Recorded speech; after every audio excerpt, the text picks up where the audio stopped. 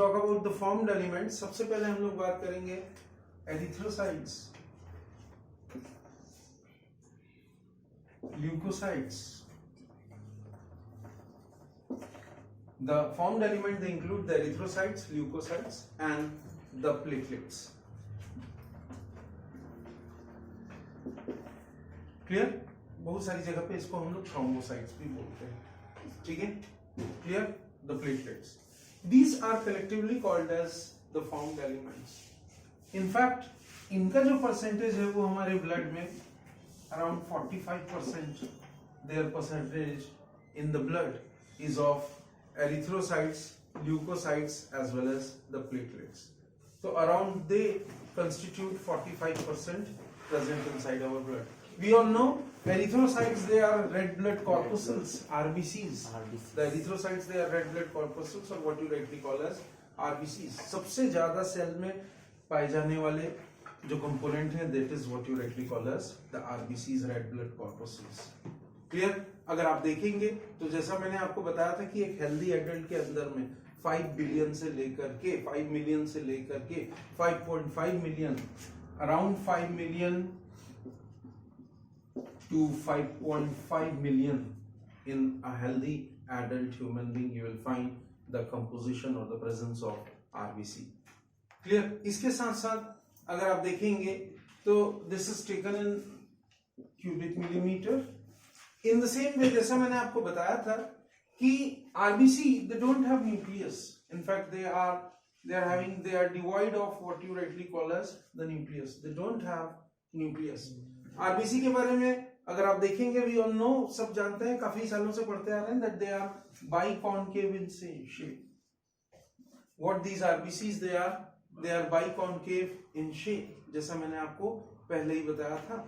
An RBC where it is found in the red bone marrow.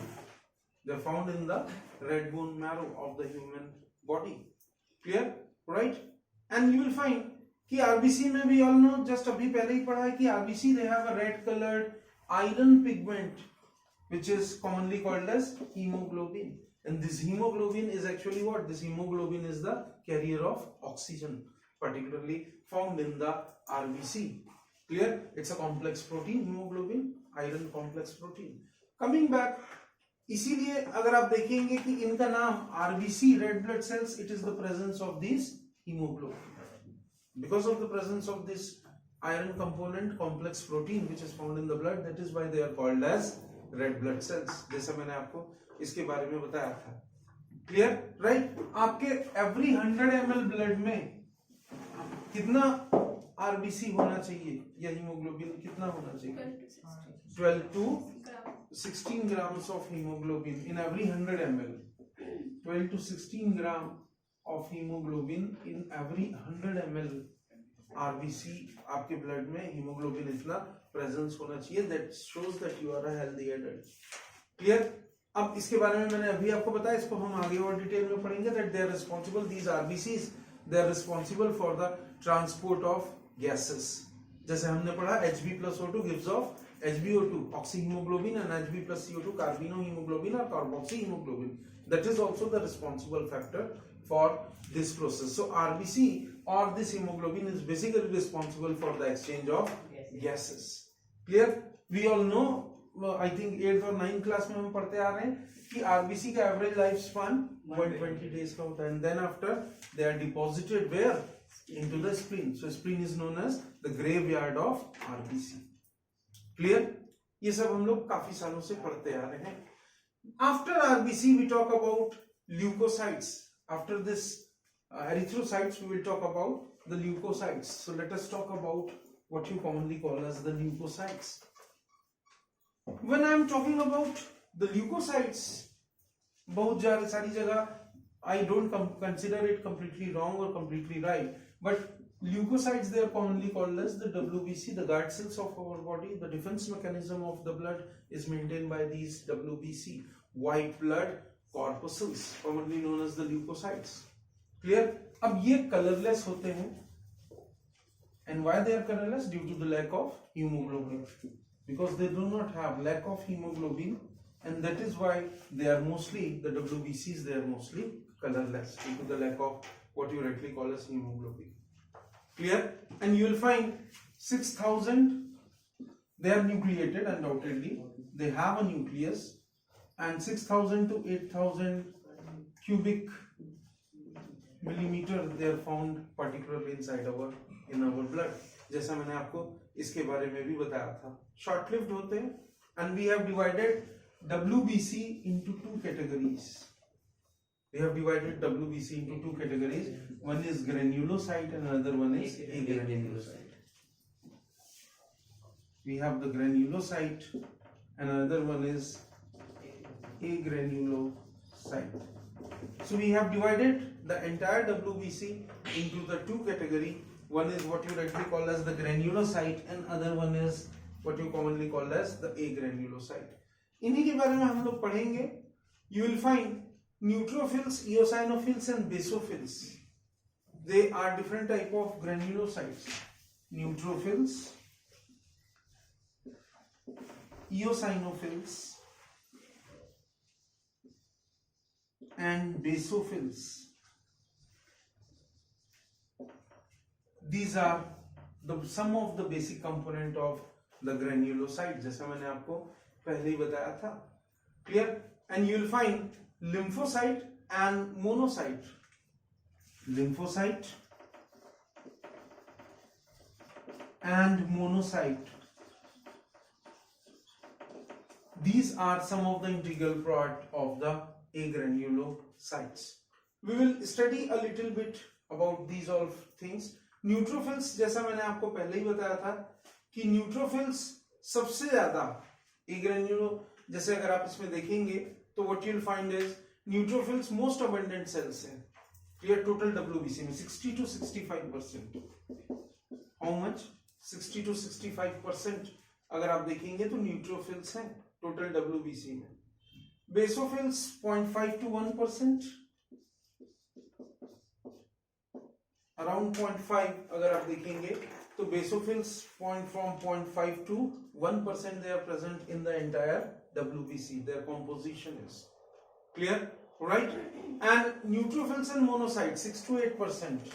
Then you will find that the neutrophils as well as the monocyte you will find 6 to 8%. अगर आप देखेंगे दोनों को तो what you will find neutrophils and monocytes 6 to 8%. And you will find they are phagocytic cells. मतलब when I am using the word phagocytosis means what? They are phagocytosis. They perform phagocytosis. That means whatever the foreign organisms that are entering inside your blood, they are being destroyed by these two components.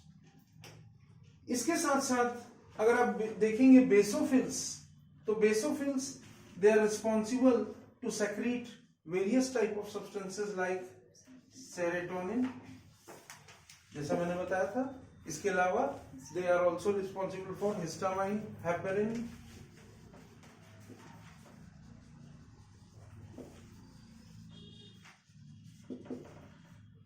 along with that अगर आप देखेंगे तो ये सब के सब they are involved in inflammatory reactions. They are also involved in what you rightly call as the various kind of inflammatory reactions. We talk about eosinophils. Eosinophils आपके infection को resist करते हैं. They are found 2 to 3%. They are responsible to resist the infections and they are present. Their total component is 2 to 3% present in the blood. Eosinophils की वजह से ही आपकी body में बहुत सारे एलर्जिक रिएक्शंस होते हैं. They are responsible for various kinds of allergic reactions that are going on inside your body. We talk about lymphocyte.